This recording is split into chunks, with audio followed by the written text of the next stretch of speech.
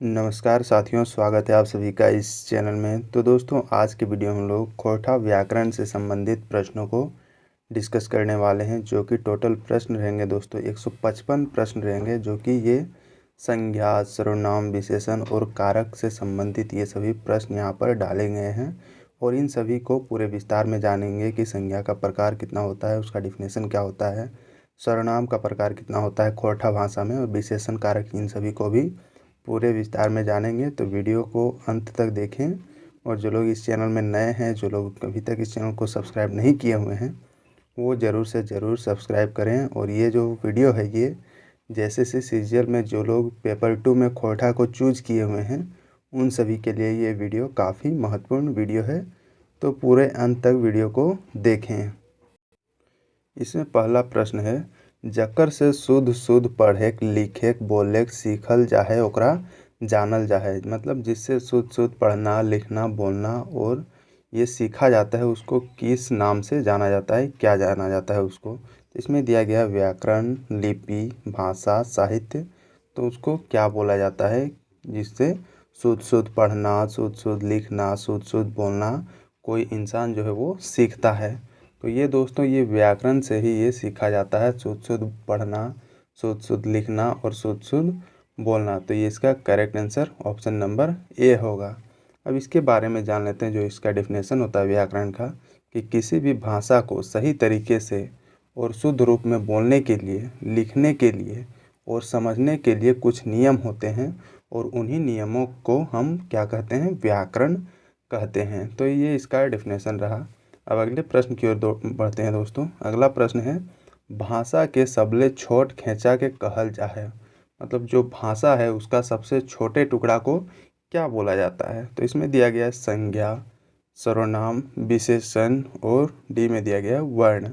तो उसको क्या बोलते हैं, भाषा के सबसे छोटे टुकड़े को, इसको बोला जाता है वर्ण बोला जाता है।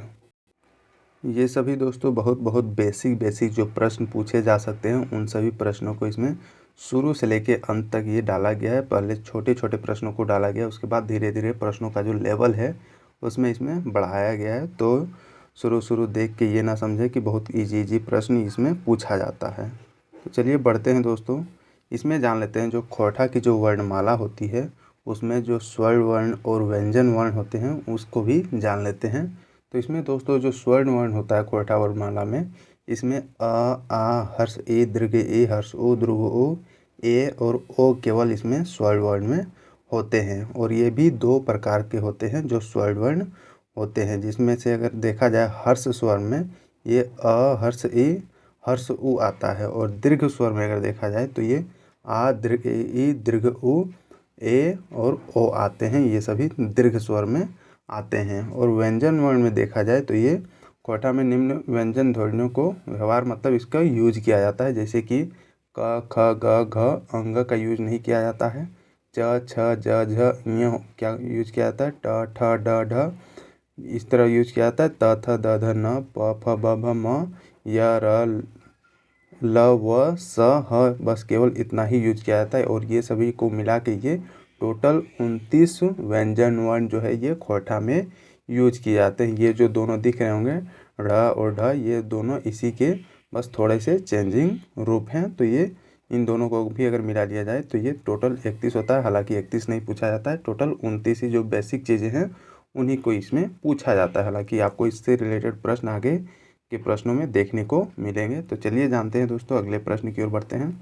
अगला प्रश्न है, वर्ण के पठ्तर लिखा। मतलब वर्ण का जो उदाहरण जो है वो लिखने के लिए यहाँ पर बोला जा रहा है। तो इसमें से कौन सा जो है जो वर्ण का उदाहरण है। यहाँ पर देखें, ए में क, च मतलब आधा क और आधा च दिया हुआ है। बी में दिया गया है मंगरी, सी रामू, डी में दिया गया है संज्ञा। तो इसका करेक्ट आंसर क्या होगा, जो वर्ण के जो उदाहरण होंगे ये होंगे आधा क और आधा च, इसके उदाहरण है। यही वो जो भाषा बोलने की जो सबसे छोटी इकाई जिसको बोलते हैं, यही है जिसको वर्ण बोला जाता है। अब नेक्स्ट जानते हैं, अगला प्रश्न है, पठ्तर के अर्थ बताओ। मतलब पठ्तर का क्या अर्थ होता है खोटा लैंग्वेज में। इसमें दिया गया है भारत, मुहावरा, उदाहरण, विशेषण। तो दोस्तों, जो पठ्तर वर्ड है, जो कि एक खोटा वर्ड है, इसका अर्थ होता है उदाहरण होता है। इसका अर्थ जो हिंदी लैंग्वेज में अगर देखा जाए, जिसको हम लोग एग्जाम्पल या फिर उदाहरण बोलते हैं, और इसको खोरठा में पठतेर बोला जाता है। अब अगला प्रश्न जानते हैं, वर्ण के कई गो प्रकार पावल जा है। मतलब जो वर्ण होता है खोरठा लैंग्वेज में, उसमें उसका कितना टाइप का वर्ण पाया जाता है। तो ये दोस्तों टोटल 2 वर्ण पाए जाते हैं, जो कि एक स्वर वर्ण और दूसरा जो है वो व्यंजन वर्ण होता है, जो कि हिंदी भाषा में कुछ इसी तरह के यहाँ पर देखने को मिलते हैं वर्ण के प्रकार। अब अगला प्रश्न है, वर्ण के प्रकार के नाम बतावा। मतलब जो वर्ण होते हैं उसके जो प्रकार होते हैं उसका नाम क्या क्या होता है, उसमें यहाँ पर पूछा जा रहा है। उसमें कोई एक ऑप्शन दिया गया है जो कि वर्ण का प्रकार है, वही यहाँ पर छांटने के लिए बोला जा रहा है। इसमें देखते हैं, ए में व्याकरण, बी लिपि, सी व्यंजन और डी में दिया गया है भाषा। तो इसमें से कौन सा जो है जो कि वर्ण का एक प्रकार है। तो ये दोस्तों जो व्यंजन वर्ण है यही एक वर्ण का प्रकार है। पहला है स्वर वर्ण और दूसरा होता है व्यंजन वर्ण। अब अगला प्रश्न जानते हैं, व्यंजन वर्ण के पठतेर बतावा। मतलब जो व्यंजन वर्ण होता है उसका उदाहरण क्या होता है वो पूछा जा रहा है। तो इसमें दिया गया है, ए में आधा क आधा ख, बी में दिया गया अ आ, सी में दिया गया हर्ष ई दीर्घ ई, डी में दिया गया है ओ आओ। तो इसमें से कौन सा जो होगा जो कि व्यंजन वर्ण का ये उदाहरण होगा। तो ये दोस्तों option number A, that means आधा क और ख जो होता है यही व्यंजन वर्ण के ये सभी जो है ये उदाहरण है। बाकी ये सभी जो है ये स्वर वर्ण के ये सभी उदाहरण हैं। जैसा कि मैंने पिछले वीडियो में मैंने बता दिया है, जो व्यंजन वर्ण होंगे वो कौन कौन से होंगे, और जो स्वर वर्ण जो कि वो मैंने बता दिया है। अब अगला जानते हैं दोस्तों, खोरठा भाषा में कई गो व्यंजन वर्ण प्रयोग करल जा है। देखिए ये पूछ लिया है कि खोरठा भाषा में कितने व्यंजन वर्ण को प्रयोग में किया जाता है। तो इसमें टोटल दोस्तों ये टोटल 29 व्यंजन वर्ण को यूज किया जाता है खोरठा भाषा में, जो कि ये सभी हैं। क वर्ग में क ख ग घ आते हैं, च वर्ग में च छ ज झ इ आते हैं, ट वर्ग में देखा जाए तो ट ठ ड ढ केवल आता है, तो त वर्ग में त थ द ध न आता है, प वर्ग में प फ ब भ म आता है, और जो य र ल व वर्ग जो होता है उसमें य र ल व स और ह केवल आते हैं। और इन सभी को अगर मिला के देखा जाए तो ये टोटल 29 होते हैं। तो ये जो है दोस्तों व्यंजन वर्ण में टोटल खोरठा व्याकरण में 29 वर्ण पाए जाते हैं। अगला प्रश्न जानते हैं, खोरठा भाषा में कई गो व्यंजन के प्रकार है। मतलब जो व्यंजन का जो प्रकार होता है खोरठा भाषा में वो कितने प्रकार के होता है। जिस तरह स्वर वर्ण का 2 प्रकार था, उसी प्रकार यहाँ पर पूछा जा रहा है कि व्यंजन वर्ण का कितना प्रकार होता है खोरठा भाषा में। इसमें दिया गया है 6 गो, 3 गो, 8 गो, 4 गो। तो टोटल कितने प्रकार के होते हैं खोरठा व्यंजन वर्ण जो होते हैं ये सभी दोस्तों ये टोटल 3 प्रकार के होते हैं। मतलब टोटल 3 गो व्यंजन वर्ण पाए जाते हैं खोरठा भाषा में। अब इन सभी को भी जान लेते हैं कि कौन कौन से व्यंजन वर्ण जो होते हैं जो 3 प्रकार के जो होते हैं, और उन सभी का जो डिफिनेशन होता है उन सभी को भी जानते हैं। तो इसमें देखते हैं दोस्तों, खोरठा में उच्चारण के आधार पर व्यंजन वर्ण मुख्यतः 3 प्रकार के होते हैं, जो ये सभी होते हैं स्पर्श व्यंजन, अंतस्थ व्यंजन और ऊष्म व्यंजन। अब जो स्पर्श व्यंजन जो होता है ये उन वर्णों को बोला जाता है जिनका उच्चारण कंठ, तालु, मूर्धा, दंत और ओष्ठ के स्पर्श से होता है, और इन्हीं को बोला जाता है स्पर्श व्यंजन होता है। और इसके अंतर्गत देखा जाए तो टोटल 23 वर्ण आते हैं, और 2 जो होते हैं वो उप स्पर्श व्यंजन होते हैं जो स्पर्श व्यंजन के अंतर्गत आते हैं। तो ये ध्यान में रखें कि खोरठा में व्यंजन के 3 प्रकार होते हैं, और ये सभी होते हैं स्पर्श व्यंजन, अंतस्थ व्यंजन और ऊष्म व्यंजन। अब नेक्स्ट जानते हैं जो अगला अंतस्थ व्यंजन है उसका डेफिनेशन क्या होता है, कि ये स्वर और व्यंजन के बीच स्थित वर्ण हैं, इनका उच्चारण जीभ, दंत और ओष्ठ से होता है। जो अंतस्थ व्यंजन होता है उसका उच्चारण जो होता है वो जीभ, दंत और ओष्ठ से होता है। और खोरठा में इस प्रकार के 6 वर्ण हैं, जो ये सभी हैं य, र, ल, व, रह और लह। ये सभी जो है दोस्तों ये अंतस्थ व्यंजन के ये प्रकार हैं। अगला है जो जिसको ऊष्म व्यंजन बोला जाता है, इसका डेफिनेशन है ऐसे वर्णों का उच्चारण रगड़ या घर्षण से उत्पन्न गर्म वायु से होता है, इसलिए इसे क्या बोला जाता है, ऊष्म व्यंजन बोला जाता है। और इनकी संख्या अगर देखा जाए तो ये 4 होती हैं, जिसमें से स, ह, नह, मह, ये सभी जो है दोस्तों ये ऊष्म व्यंजन के ये प्रकार हैं। तो ये रहा दोस्तों खोरठा में जो व्यंजन वर्ण होते हैं उनके प्रकार जो होते हैं 3 प्रकार के टोटल होते हैं, और स्वर वर्ण जो थे वो 2 प्रकार के थे। तो ये ध्यान में रखें, खोरठा में जो व्यंजन वर्ण और स्वर वर्ण के जो प्रकार हैं।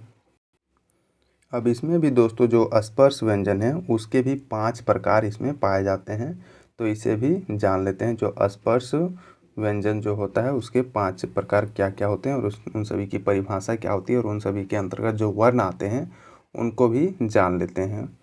तो दोस्तों ये जो 5 प्रकार के जो होते हैं, जिसमें से कंठी व्यंजन है, तालव्य व्यंजन, मूर्धन्य व्यंजन, दंत व्यंजन और ओष्ठी व्यंजन, ये सभी स्पर्श व्यंजन की ये सभी 5 प्रकार हैं। तो प्रश्न ऐसा बन सकता है कि स्पर्श व्यंजन में कितने प्रकार के मतलब वहाँ पर व्यंजन वर्ण पाए जाते हैं। तो टोटल 5 प्रकार के स्पर्श व्यंजन जो हैं ये पाए जाते हैं, जिसमें से अगर कंठी व्यंजन का देखा जाए तो इसके अंतर्गत क, ख, ग, घ मतलब जो क वर्ग के वर्ण होते हैं उन सभी को कंठी व्यंजन में शामिल किया गया है, और इन सभी वर्णों का उच्चारण दोस्तों ये कंठ के स्पर्श से ये होता है, इसी को कंठी व्यंजन कहा जाता है।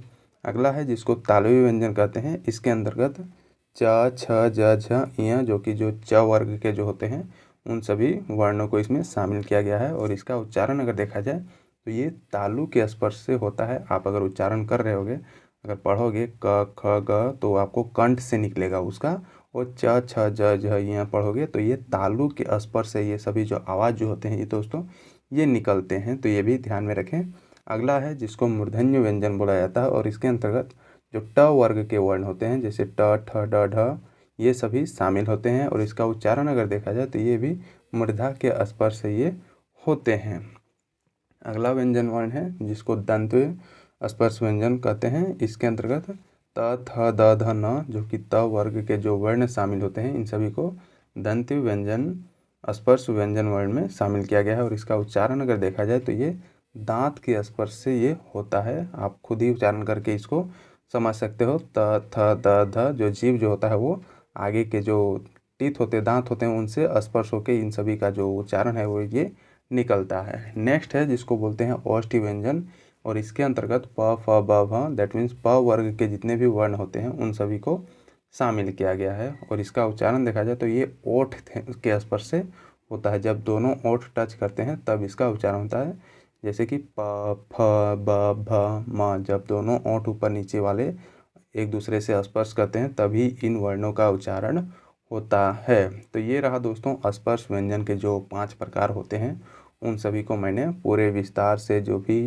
यहाँ पर जो वर्ण हैं जो खोरठा के वर्ण हैं उन सभी को मैंने पूरे विस्तार से डिस्कस कर दिया। अब यहाँ से हमको नहीं लगता है कि इससे कहीं एक्स्ट्रा प्रश्न आपको एग्ज़ाम में देखने को मिलेंगे, तो इसको 1-2 बार ज़रूर देखें, या तो फिर इसका PDF आपको मिल जाएगा टेलीग्राम ग्रुप में, वहाँ से आप डाउनलोड करके 1-2 बार 3 बार आप ज़रूर पढ़ें, ताकि आपको ज़्यादा से ज़्यादा समझ में आए, ज़्यादा से ज़्यादा आप जो है इन सभी चीज़ों को अंडरस्टैंडिंग में ला सके।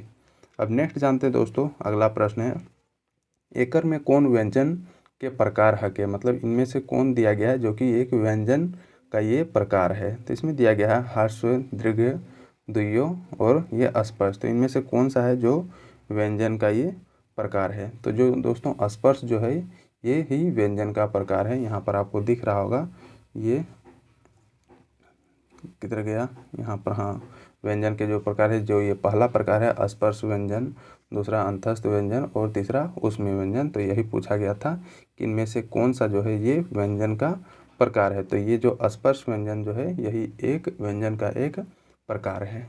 अब अगला जानते हैं, अगला प्रश्न है स्पर्श वर्ण में कई गो वर्ग पावल जाए, मतलब इनमें से कई गो वर्ण जो होता है ये पाया जाता है।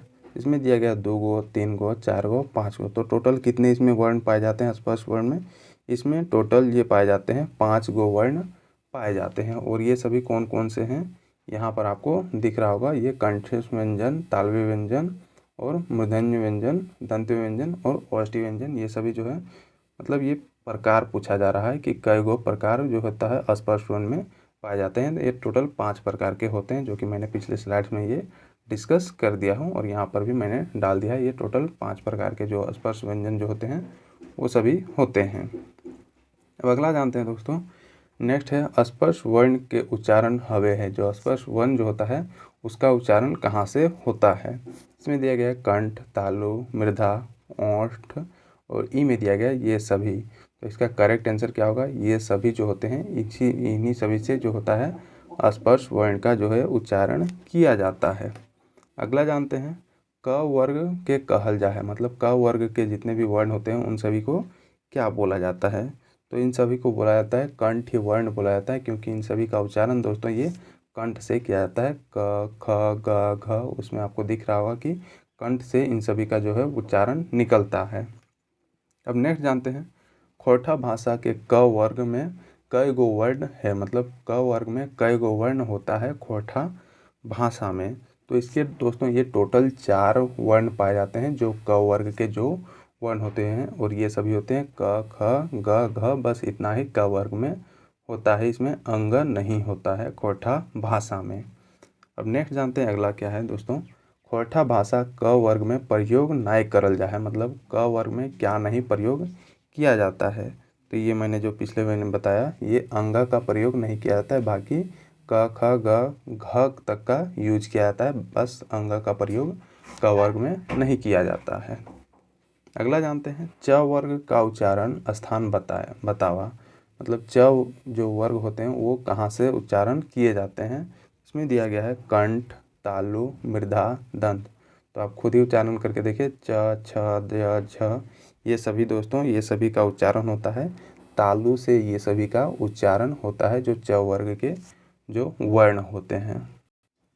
दोस्तों वीडियो कैसा लग रहा होगा, अगर अच्छा लग रहा होगा तो ज़रूर से ज़रूर वीडियो को लाइक करें, शेयर करें अपने दोस्तों के बीच, ताकि उन सभी को जो है जो खोरठा का जो व्याकरण के जो प्रश्न है ये सभी इम्पोर्टेंट प्रश्न डाले गए इसमें, और ऐसे ही प्रश्न आपको एग्जामों में देखने को मिलेंगे। जो जितने भी लोग खोरठा लैंग्वेज को चूज़ किए हुए हैं, क्योंकि व्याकरण जो है ये कॉमन पोर्शन है जो कि हर क्षेत्र के जो भी खोरठा लैंग्वेज चूज़ किए हुए हैं उन सभी के लिए ये काफ़ी इम्पोर्टेंट वीडियो होने वाली है।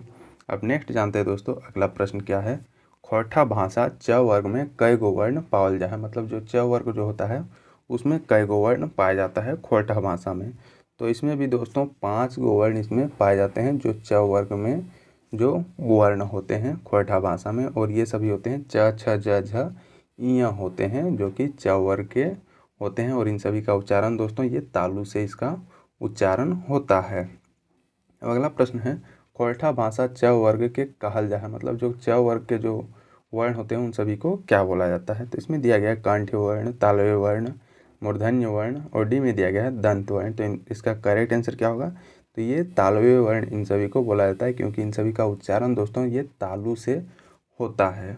अब नेक्स्ट जानते हैं खोरठा भाषा ट वर्ग के उच्चारण बतावा। जो ट वर्ग होता है खोरठा भाषा में उसका उच्चारण कहाँ से किया जाता है। तो इसमें दिया गया है ओष्ठ, दंत, मृधा, तालु।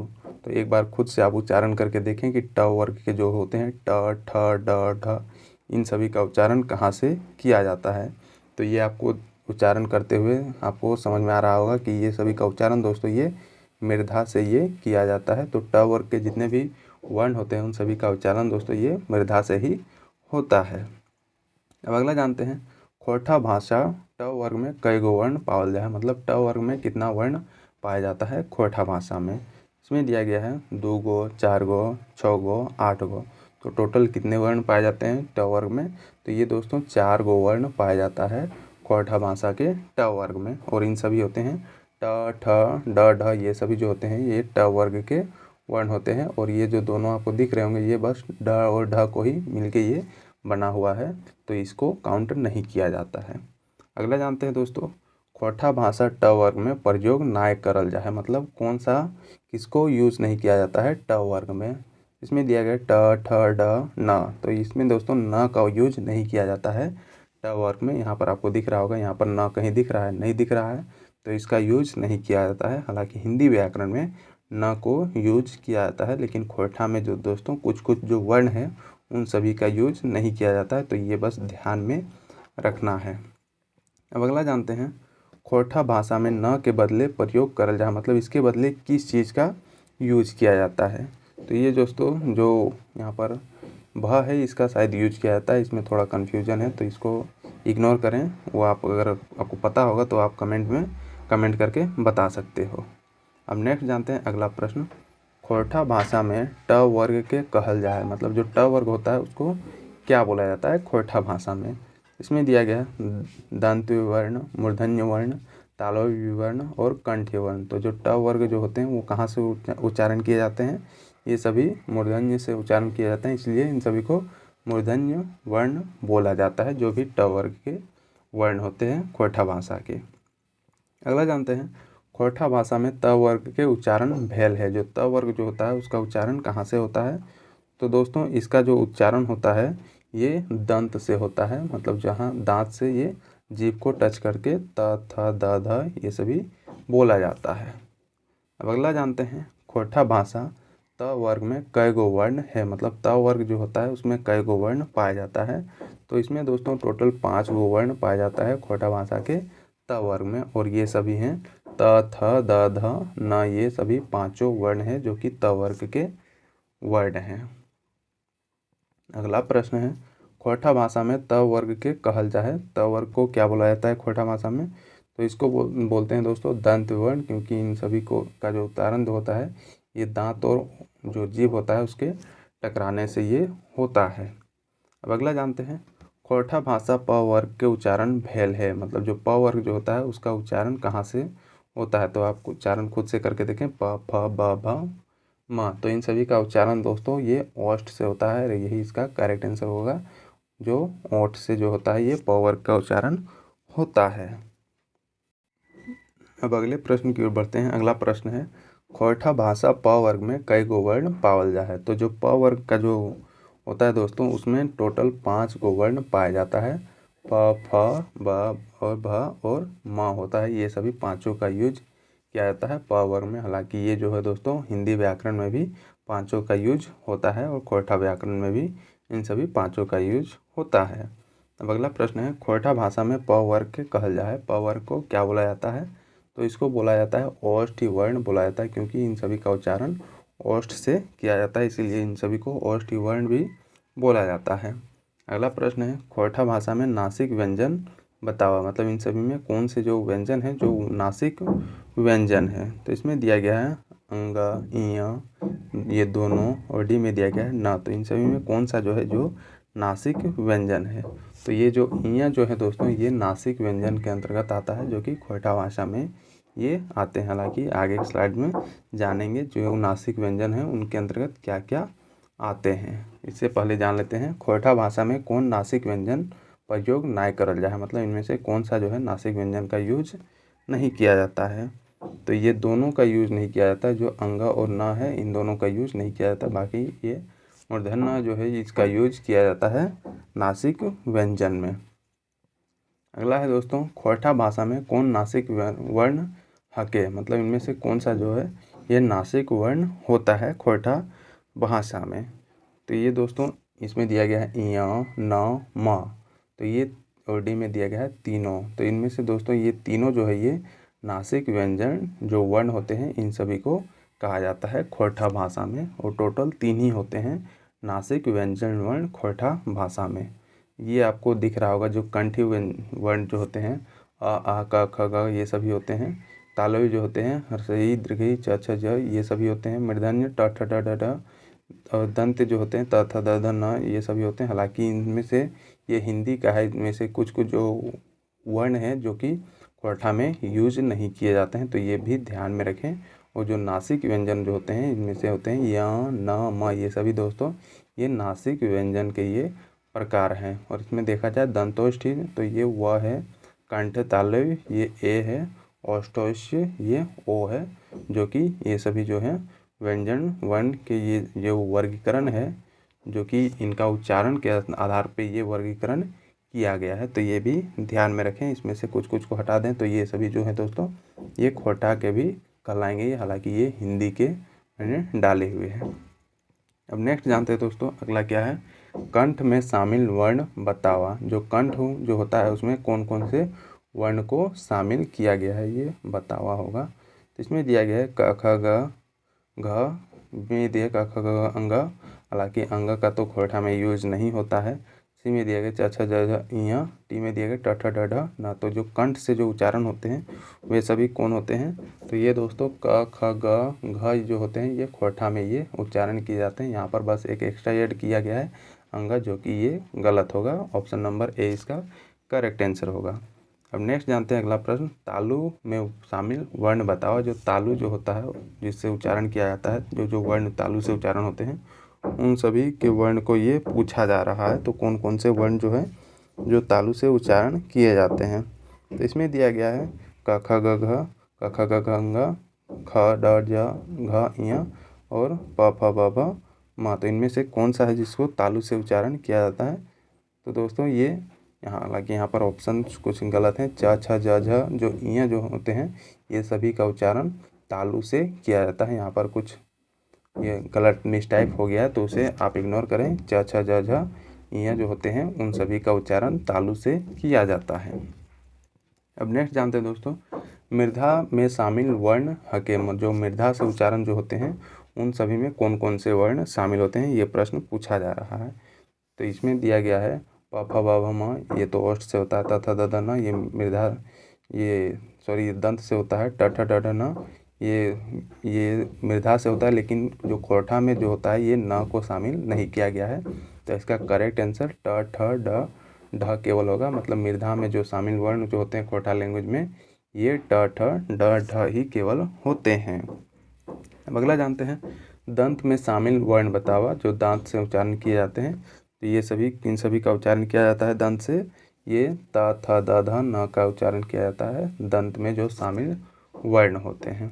अब अगला जानते हैं, ओष्ठ में शामिल वर्ण कौन कौन से हैं। तो ये दोस्तों प फ ब भ म जो है ये सभी का उच्चारण ओष्ठ से होता है। तो ये काफ़ी इजी प्रश्न जो है यहाँ पर डाले गए हैं। और भी प्रश्न आपको देखने को मिलेंगे जो कि काफ़ी उन सभी का लेवल जो है दोस्तों वो हार्ड आपको देखने को मिलेगा। अब नेक्स्ट जानते हैं, नासिक में शामिल वर्ण जो है उन सभी कौन कौन से वर्ण जो होते हैं जिसका उच्चारण जो है दोस्तों वो नासिक से किया जाता है। तो ये दोस्तों य न म जो है दोस्तों इन सभी जो है दोस्तों ये नासिक वर्ण में शामिल जो है ये वर्ण है। और टोटल इसमें 3 ही होते हैं। अगला है, नासिक में कई गो वर्ण शामिल है। तो इसमें 3 को शामिल किया जाता है जो यहाँ पर आपको दिख रहा होगा य न और म। अब अगला जानते हैं, व्यंजन और स्वर्ण के बीच कौन वर्ण पावल जा है। जो व्यंजन वर्ण होता है और जो स्वर्ण वर्ण होता है उन सभी के बीच में कौन सा वर्ण जो है दोस्तों पाया जाता है वो पूछा जा रहा है। तो इसका जो अंतस्थ वर्ण जो होता है दोस्तों यही पाया जाता है। व्यंजन वर्ण और स्वर्ण वर्ण के बीच के जो वर्ण होते हैं उन सभी को बोला जाता है अंतस्थ वर्ण बोला जाता है। अगला है, जीभ तालु दंत और ओष्ठ से उच्चारण हवे है। तो ये कौन सभी का उच्चारण किया जाता है? जीभ तालु दंत और ओष्ठ से।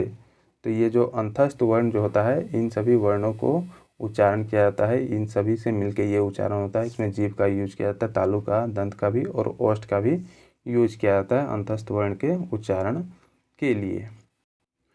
अब नेक्स्ट जानते हैं अगला प्रश्न है, खोरठा भाषा में कई गो अंतस्थ वर्ण पावल जा है। मतलब खोरठा लैंग्वेज में कितना अंतस्थ वर्ण पाया जाता है दोस्तों? तो ये टोटल 4 गो अंतस्थ वर्ण खोरठा भाषा में पाए जाते हैं।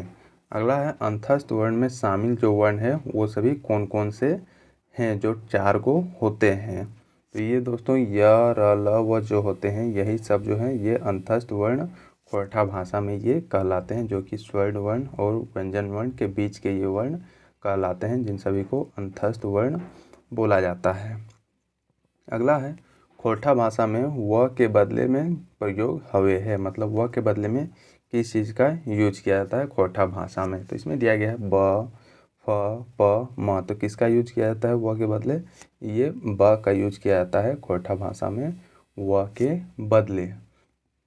अगला प्रश्न है, रगड़ाई के उत्पन्न हैवे होकर कहल जाए। मतलब जो रगड़ के साथ उत्पन्न होता है उसको क्या बोला जाता है? तो इसमें दिया गया है स्वर वर्ण, व्यंजन वर्ण, ऊष्म वर्ण और डी में दिया गया है अंतस्थ वर्ण। तो रगड़ के साथ जो उत्पन्न होता है उसको बोला जाता है दोस्तों, उसको ऊष्म वर्ण बोला जाता है। हालांकि ये मैंने पिछले स्लाइड में ये बता दिया है। अगला प्रश्न है, खोरठा भाषा में कई गो ऊष्म वर्ण पावल जा है। तो इसमें दोस्तों टोटल जो है 2 गो ऊष्म वर्ण पाए जाते हैं खोरठा भाषा में। अगला है ऊष्म वर्ण में शामिल वर्ण के मतलब कौन कौन से जो वर्ण है जिसको ऊष्म वर्ण में शामिल किया गया है। तो ये दोस्तों टोटल 2 होते हैं जो ऊष्म वर्ण में शामिल हैं और ये सभी हैं स और ह को ऊष्म वर्ण बोला जाता है जो कि खोरठा व्याकरण में इसको शामिल किया गया है। अब नेक्स्ट जानते हैं दोस्तों खोरठा भाषा में स के बदले प्रयोग करल जा है मतलब स के बदले ये जो मूर्धन स इसको बोलते हैं इसके बदले में किस चीज़ का यूज किया जाता है।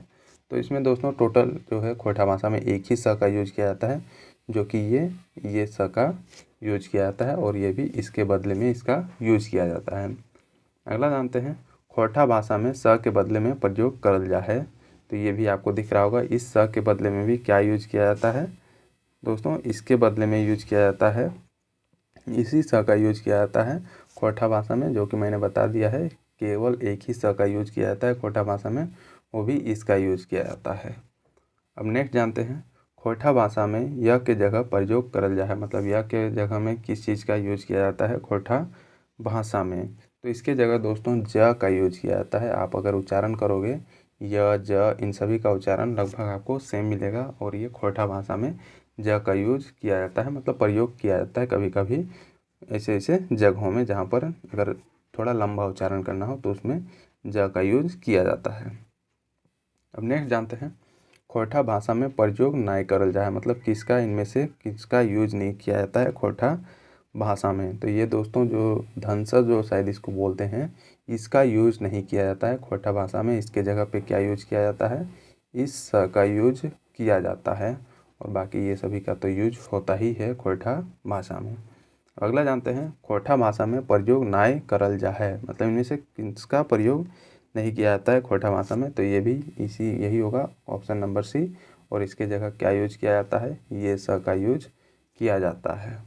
अगला प्रश्न है खोरठा भाषा में प्रयोग नाय हुए है, ये भी सेम प्रश्न है। तो इसमें से किसका यूज नहीं किया जाता है खोरठा भाषा में। तो ये दोस्तों ये जो छ है इसका यूज नहीं किया जाता है खोरठा भाषा में। जो छ जो होता है उसी का यूज इसमें इसके बदले किया जाता है। अगला प्रश्न है खोरठा भाषा में प्रयोग नाय करल जा है मतलब इनमें से कौन सा यूज नहीं किया जाता है। तो दोस्तों त्र का यूज नहीं किया जाता है खोरठा भाषा में, बाकी ये प स म का यूज किया जाता है। तो ये आप अगर एक दो बार आप खोरठा लैंग्वेज को पढ़ोगे तो आपको क्लियर पता चल जाएगा कि क्या क्या चीज़ें हैं जो कि खोरठा भाषा में यूज किए जाते हैं और क्या क्या चीज़ों को नहीं यूज किया जाता है। हालांकि ये वीडियो काफ़ी है आप लोगों को खोरठा का जो व्याकरण जो है उसको समझने के लिए। अब नेक्स्ट जानते हैं दोस्तों अगला प्रश्न है खोरठा भाषा में प्रयोग नाय हवे है। तो इनमें से किसका यूज नहीं किया जाता है खोरठा भाषा में। तो ये ज्ञ का यूज नहीं किया जाता है खोरठा भाषा में, बाकी ये सभी दिए गए हैं इन सभी का यूज होता है खोरठा भाषा में। आपको बस ऑप्शन में छांटना है इनमें से किसका यूज नहीं किया जाता है। अब नेक्स्ट जानते हैं अगला प्रश्न है दोस्तों जकर उच्चारण बिना रोक टेक के हवे है मतलब जिसका उच्चारण बिना रोक टोक का होता है उसको क्या बोला जाता है खोरठा भाषा में। तो खोरठा भाषा में दोस्तों उसको बोला जाता है स्वर वर्ण बोला जाता है जिसका उच्चारण बिना रोक टोक के होता है। अगला जानते हैं खोरठा भाषा में कई गो स्वर वर्ण पावल जा है। तो ये दोस्तों टोटल 8 गो स्वर वर्ण पाए जाते हैं खोरठा भाषा में और ये सभी कौन कौन से होते हैं जो मैंने पिछले के स्लाइड में वो बता दिया है। तो वो आप एक बार उसको जो लोग देख लिए होंगे वो तो हालांकि जो रेगुलर देख रहे हैं उन सभी को पता होगा। अगले प्रश्न की ओर बढ़ते हैं एकर में कौन स्वर वर्ण हके मतलब इनमें से कौन सा जो है वो स्वर वर्ण में यूज किया जाता है। तो ये आपको दिया गया है तो इसका करेक्ट आंसर होगा दोस्तों आ और हर्ष ई का यूज किया जाता है स्वर वर्ण में। अगला है खोरठा भाषा में प्रयोग नाय करल जा है मतलब इनमें से किसका यूज नहीं किया जाता है खोरठा भाषा में। तो जो ओ जो होता है इसका यूज नहीं किया जाता है खोरठा भाषा में, बाकी इन सभी का यूज जो है दोस्तों ये किया जाता है। अगला जानते हैं खोरठा भाषा में प्रयोग नाय करल जा है तो किसका यूज नहीं किया जाता है इन सभी में। तो ये दोस्तों अंग का यूज नहीं किया जाता है खोरठा भाषा में। अगला है खोरठा भाषा में प्रयोग नाय करल जा है और ये भी सेम प्रश्न है जो कि यहाँ पर ऑप्शन दिया गया है। तो इनमें से किसका यूज नहीं किया जाता है खोरठा भाषा में। तो ये दोस्तों ए का यूज नहीं किया जाता है खोरठा भाषा में। अगला है खोरठा भाषा में प्रयोग नाय हवे है, तो इनमें से किसका यूज नहीं किया जाता है खोरठा भाषा में? तो ये दीर्घ ऊ का यूज नहीं किया जाता है खोरठा भाषा में। अगला है खोरठा भाषा में ए के जगह में प्रयोग हवे है, इसके जगह में क्या चीज़ का यूज किया जाता है खोरठा भाषा में? तो दोस्तों इसके जगह में हर्ष ई का यूज किया जाता है खोरठा लैंग्वेज में।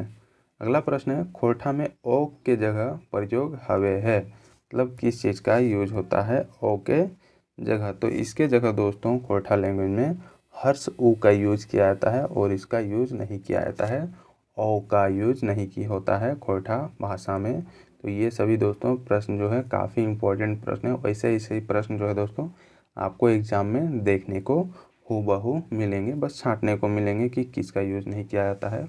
और ये जो है वर्ण से रिलेटेड ये सभी प्रश्न हैं। हालांकि आगे भी और भी प्रश्न जानेंगे, संज्ञा सर्वनाम और विशेषण कारक के भी प्रश्न आपको देखने को यहाँ पर मिलेंगे। तो वीडियो को पूरा देखें। टोटल इसमें 155 प्रश्न है दोस्तों, जो कि काफ़ी इम्पोर्टेंट प्रश्न इसमें डाले गए हैं। अगला प्रश्न है खोरठा में प्रयोग करल जाए, किसका प्रयोग किया जाता है इनमें से? तो इनमें से दोस्तों अ का यूज किया जाता है, बाकी ये सभी हैं, इन सभी का यूज खोरठा में नहीं होता है। अगला है खोरठा में प्रयोग नाय करल जाए, तो इनमें से किसका यूज नहीं किया जाता है खोरठा में? ये दोस्तों संयुक्त व्यंजन का यूज नहीं किया जाता है खोरठा में, बाकी उष्ण वर्ण, अंतस्थ व्यंजन और स्वर वर्ण ये सभी तो यूज किए जाते हैं। अगला है हिंदी व्याकरण में संयुक्त व्यंजन कौन से हैं, ये पूछा गया है, जो कि ये हिंदी व्याकरण से ये रिलेटेड है। तो ये सभी कौन कौन से हैं जो कि संयुक्त व्यंजन के अंतर्गत आते हैं? तो ये दोस्तों छ, त्र और स्रव ये सभी जो हैं ये संयुक्त व्यंजन के अंतर्गत आते हैं और इन सभी का दोस्तों खोरठा में यूज नहीं किया जाता है, तो ये ध्यान में रखें। अगला जानते हैं खोरठा में दीर्घ स्वर बताओ, इनमें से कौन सा है जो है वो दीर्घ स्वर है? तो ये आ जो है दोस्तों यही है दीर्घ स्वर खोरठा में। अगला है खोरठा में दीर्घ स्वर ये भी कौन सा है? तो इसमें आपको दिख रहा होगा दीर्घ ई, इसमें ये करेक्ट आंसर होगा, जो कि ये खोरठा में अगर इन सभी ऑप्शन में देखा जाए तो ये दीर्घ ई जो है ये दीर्घ स्वर होगा खोरठा लैंग्वेज में। अगला जानते हैं प्रत्येक वर्ग के तीसरा, चौथा और पांचवा वर्ण के कहल जा है, मतलब उन सभी को क्या बोला जाता है? अगर प्रत्येक क वर्ग, च वर्ग, ट वर्ग के तीसरा, चौथा और पांचवा वर्ण को क्या बोला जाता है?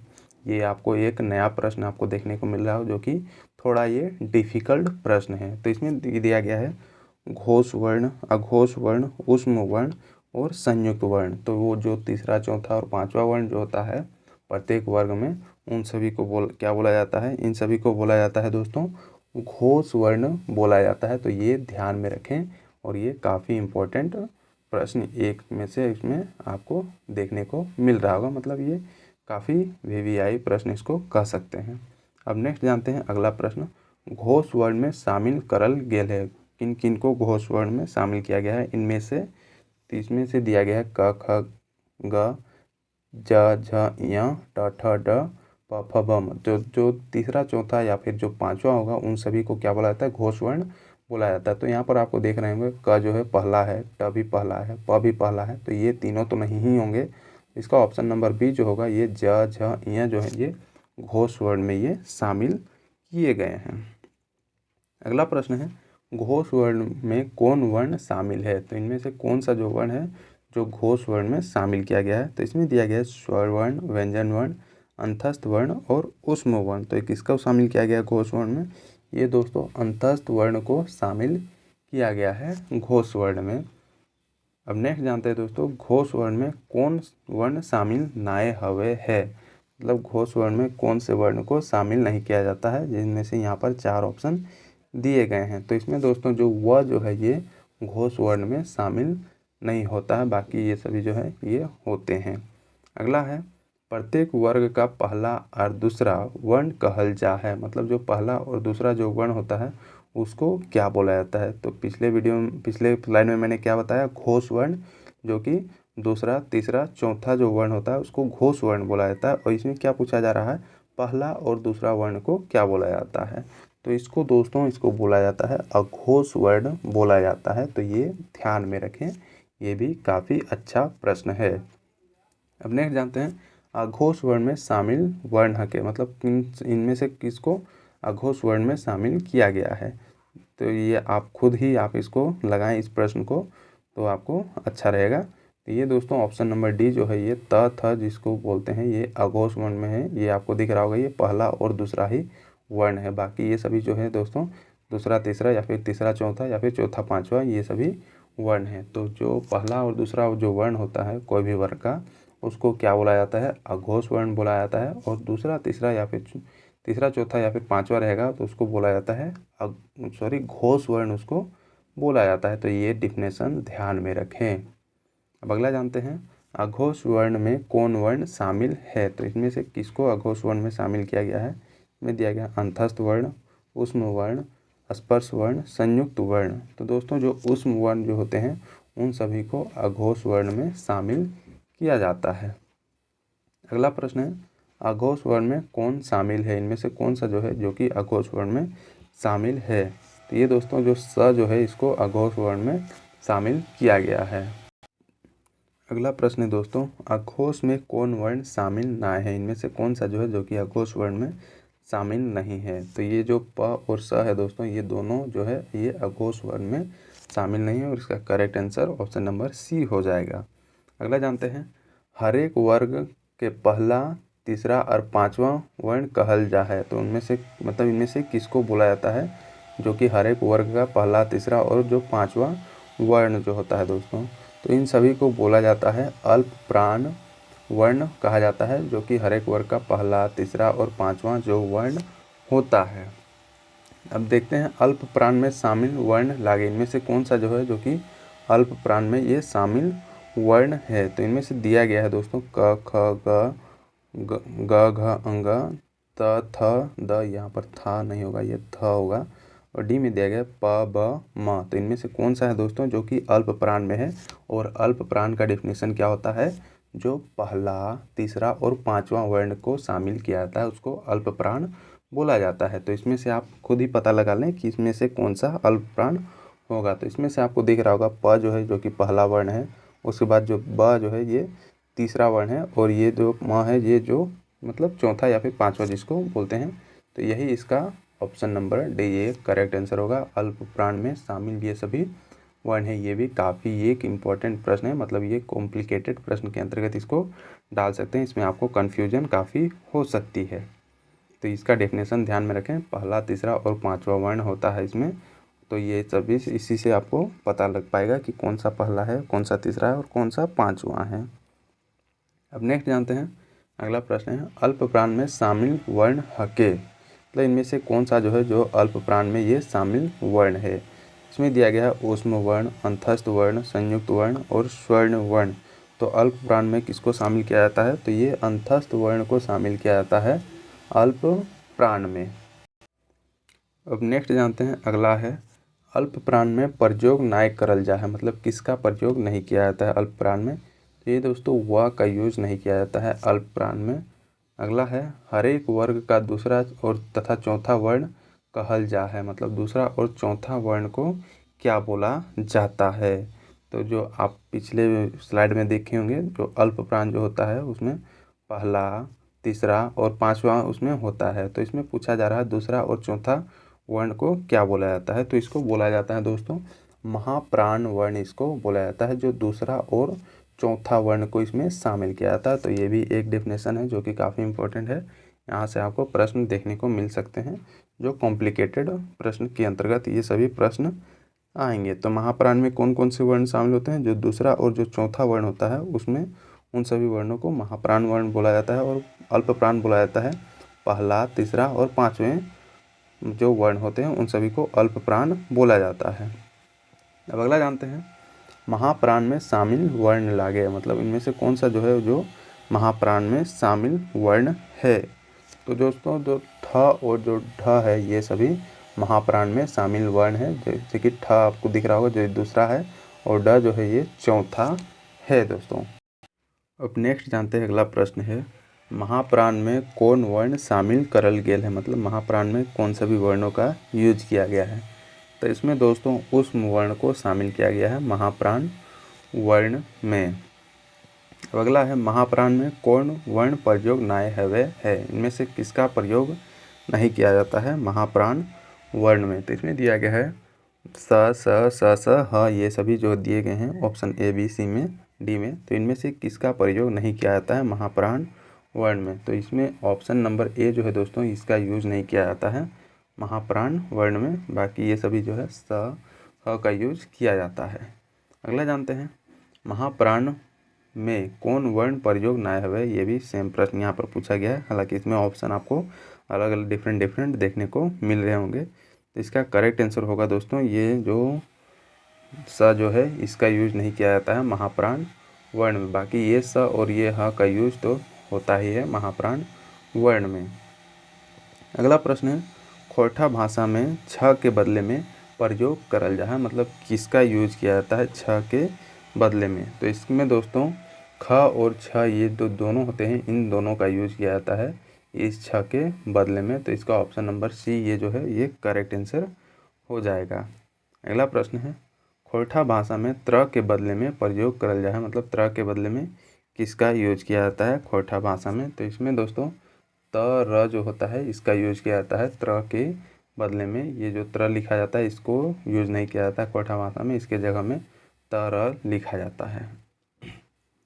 अगला प्रश्न है खोरठा भाषा में ज्ञ के बदले में प्रयोग करल जा है, ज्ञ के बदले में किसका यूज किया जाता है। तो इसमें दोस्तों खोरठा भाषा में ज्ञ के बदले में ग का यूज किया जाता है, तो ये भी ध्यान में रखें। अगला प्रश्न है जकर से नाम कर बोध हवे है कहल जा है।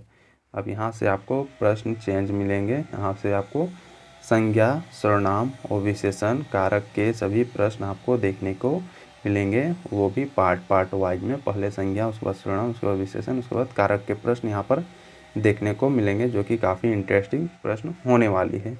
यहाँ पर क्या बोला जा रहा है, जकर से नाम कर बोध हवे है ओकरा कहल जा है खोरठा भाषा में। तो उसको क्या बोला जाता है जिससे किसी नाम चीज़ का बोध होता है। तो इसको दोस्तों इसको संज्ञा बोला जाता है खोरठा भाषा में, हालांकि हिंदी व्याकरण में भी इसको संज्ञा ही बोला जाता है।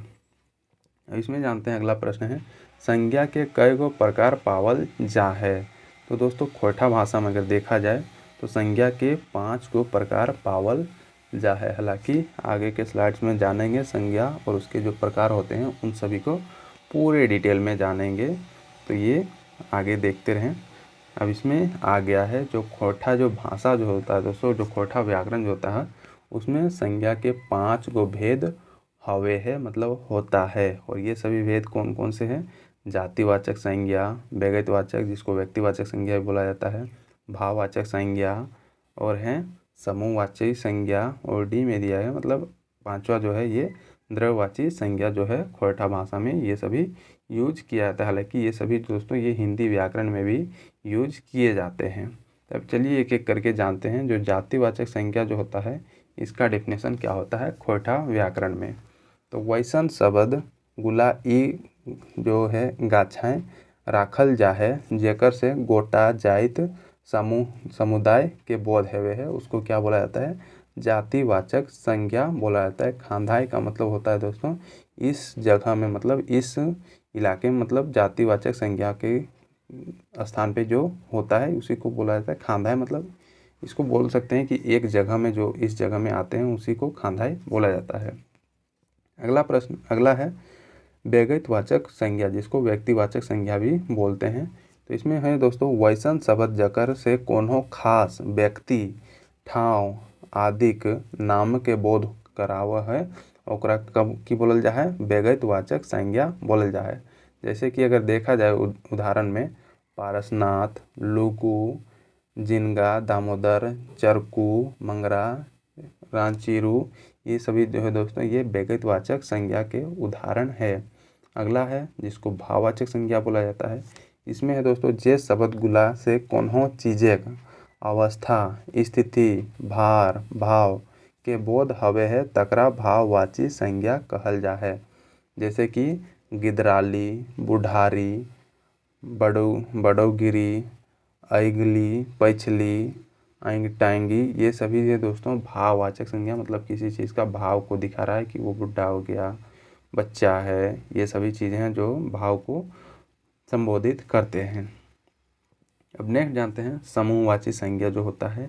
हिंदी भाषाएं वैसन शब्द गुला के समूहवाची संज्ञा मानल गेल है जकर से समूह भीड़ भाड़ हेन तेन के बोध हवे है, उसी को खोरठा भाषा में भी सेम टू सेम माना जाता है। तो इसमें अगर देखा जाए उदाहरण जिसमें होता है जतरा, मेला, पेठिया, सभा, ये सभी है दोस्तों समूहवाची संज्ञा के उदाहरण हैं। अब नेक्स्ट जानते हैं जिसको बोलते हैं द्रववाची संज्ञा। तो ये हिंदी व्याकरण वैसन संज्ञा शब्द गुला के राखल गेल है जकर नाप तोल हवे है ओकरे की बोल जा है द्रववाचक बोला जाता है। जैसे कि हो गया तेल, घी, सोना, ये सभी दोस्तों द्रववाची संज्ञा, और ये खोरठा व्याकरण में भी इन सभी को यूज किया जाता है। मतलब यहाँ पर आपको देखने को मिल रहा होगा जिस तरह हिंदी व्याकरण के जो संज्ञा के प्रकार होते हैं उसी तरह सेम टू सेम आपको खोरठा व्याकरण में भी संज्ञा के प्रकार देखने को मिलेंगे। मतलब ज़्यादा कुछ इसमें डिफरेंस नहीं है। अब नेक्स्ट जानते हैं अब इससे रिलेटेड प्रश्न जो होंगे, कैसे कैसे प्रश्न पूछे जाएंगे उन सभी को भी जान लेते हैं। अब इसमें है दोस्तों पहला प्रश्न इसमें दिया गया है, जकर से खास व्यक्ति के बोध करल जाए उसको क्या कहल जाता है। इसमें दिया गया है व्यक्तिवाचक संज्ञा, जातिवाचक संज्ञा, समूहवाचक संज्ञा, द्रववाचक संज्ञा, ये सभी 4 ऑप्शन दिए गए हैं। तो इसमें से कौन सा होगा जिसमें किसी खास व्यक्ति का बोध होता है। तो ये दोस्तों व्यक्तिवाचक संज्ञा का ये डेफिनेशन है और इसका correct answer option number A हो जाएगा। अब नेक्स्ट जानते हैं व्यक्तिवाचक संज्ञा के प्रत्यय बताओ, मतलब उसका उदाहरण पूछा जा रहा है। इसमें इनमें से कौन सा जो है जो व्यक्तिवाचक संज्ञा का उदाहरण है। तो इसमें दिया गया है मेला, मोहन, पानी, गाय। तो इनमें से कौन सा जो है जो कि व्यक्तिवाचक का उदाहरण है। तो ये दोस्तों मोहन जो है ये व्यक्तिवाचक का ये उदाहरण है। अगला है जकर से खास जाति के बोध करल जा है ओकरा की कहल जा है। इसमें दिया गया द्रववाचक, समूहवाचक, जातिवाचक, व्यक्तिवाचक। तो इसका करेक्ट आंसर क्या होगा। इसका correct answer option number C हो जाएगा। जातिवाचक संज्ञा उसको बोला जाता है जिससे किसी खास जाति का बोध होता है। अगला है दोस्तों जातिवाचक संज्ञा के प्रत्यय बताओ, मतलब उसका उदाहरण पूछा जा रहा है। तो इनमें से कौन सा है दोस्तों जो कि जातिवाचक संज्ञा का उदाहरण है। में दिया गया है बकरी, दूध, अंगूर, बाजार। तो ये कोई एक खास जाति का जो बोध करवाता है उनमें से कौन सा है। तो यहाँ पर जो ऑप्शन नंबर ए है बकरी, जो कि सभी बकरियों को ये बोध कराता है, मतलब ये बकरी जाति को ही बोध कराता है। तो यही इसका उदाहरण जो होगा ये करेक्ट उदाहरण होगा। अब अगला है दोस्तों जकर से नाप तोल के बोध करल जा है ओकरा की कहल जा है। तो ओकरा दोस्तों ओकरा कहल जा है द्रववाचक संज्ञा कहल जा है जकर से नाप तोल के बोध हवे है।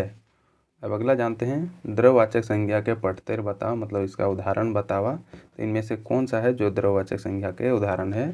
तो इसमें से दोस्तों जो पानी जो है दोस्तों ये द्रववाचक संज्ञा का उदाहरण है, बाकी ये सभी उदाहरण नहीं है द्रववाचक संज्ञा के। अब अगला जानते हैं जकर से गुण भाव के बोध करल जा है ओकरा की कहल जा है। तो इसमें दिया गया है जातिवाचक, भाववाचक, समूहवाचक, द्रववाचक। इसका करेक्ट आंसर क्या होगा। इसका दोस्तों भाववाचक संज्ञा इसको बोला जाता है जिससे गुण भाव का बोध होता है। तो ये आपको दिख रहा होगा, मतलब काफ़ी जो सभी संज्ञा से रिलेटेड यहाँ पर प्रश्न डाले गए हैं। अब अगला जानते हैं दोस्तों भाववाचक संज्ञा के प्रत्यय बताओ, मतलब इसका उदाहरण पूछा जा रहा है। तो जो बुढ़ापा है दोस्तों यही इसका भाव दिखा रहा है कि बुढ़ापा जो है ये बूढ़े का भाव दिखा रहा है, मतलब भाववाचक संज्ञा का ये उदाहरण है। अगला है जेकर से समूह के बोध करल जा है ओकरा की कहल जा है। तो दोस्तों इसको बोला जाता है समूहवाचक संज्ञा बोला जाता है जिससे समूह का बोध होता है। तो यहाँ पर दोस्तों आपको हर एक जो है खोरठा का व्याकरण आपको पूरे डिटेल में आपको समझ में आ रहा होगा, क्योंकि पूरा डेफिनेशन के साथ आपको प्रश्नों के साथ यहाँ पर देखने को मिल रहा होगा। तो वीडियो कैसा लग रहा है आपको दोस्तों, अगर अच्छा लग रहा है तो वीडियो को लाइक ज़रूर करें, शेयर करें, और जो लोग अभी तक इस चैनल को सब्सक्राइब नहीं किए हुए हैं वो ज़्यादा सोचें नहीं, सीधा सब्सक्राइब का बटन दबाएं और यहाँ से आप लाभ प्राप्त करते रहें। यहाँ पे आपको बहुत अच्छे अच्छे वीडियो देखने को मिल रहे होंगे। अब अगला जानते हैं दोस्तों समूहवाचक संज्ञा के प्रत्यय बताओ, मतलब प्रत्यय का मतलब होता है उदाहरण। तो इसका उदाहरण बताने के लिए बोल रहा है इनमें से कौन सा जो है जो कि समूहवाचक संज्ञा का उदाहरण है। तो इसमें दिया गया पानी, बचपन, बारात, राम। तो जो दोस्तों जो बारात जो होता है इसमें एक व्यक्ति बारात नहीं जाते हैं, कई व्यक्ति मिलके मतलब पूरा 100-150 व्यक्ति मिलके बारात जाते हैं, तो यही समूहवाचक संज्ञा का ये एक उदाहरण होगा। इसका और उदाहरण अगर देखा जाए, मेला हो गया, ये सभी जो है सेना हो गया, ये सभी समूहवाचक संज्ञा के ये उदाहरण है। अगला है दोस्तों, संदुगा के बदले आवे है ओकरा कहल जा है। मतलब यहाँ पर संज्ञा होगा, सॉरी यहाँ पर मिसटाइप हो गया है दोस्तों। संज्ञा के बदले आवे है ओकरा की कहल जा है। तो जो हिंदी व्याकरण पढ़े होंगे उसी से सेम टू सेम यहाँ पर खोयटा का भी व्याकरण आपको देखने को मिल रहा होगा। तो ये काफ़ी इजी प्रश्न है। तो इसको क्या बोला जाता है, जो संज्ञा के बदले में यूज किया जाता है उसको। तो इसको दोस्तों, इसको सर्वनाम बोला जाता है।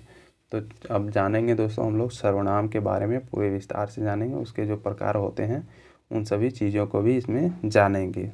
तो चलिए बढ़ते हैं आगे की ओर।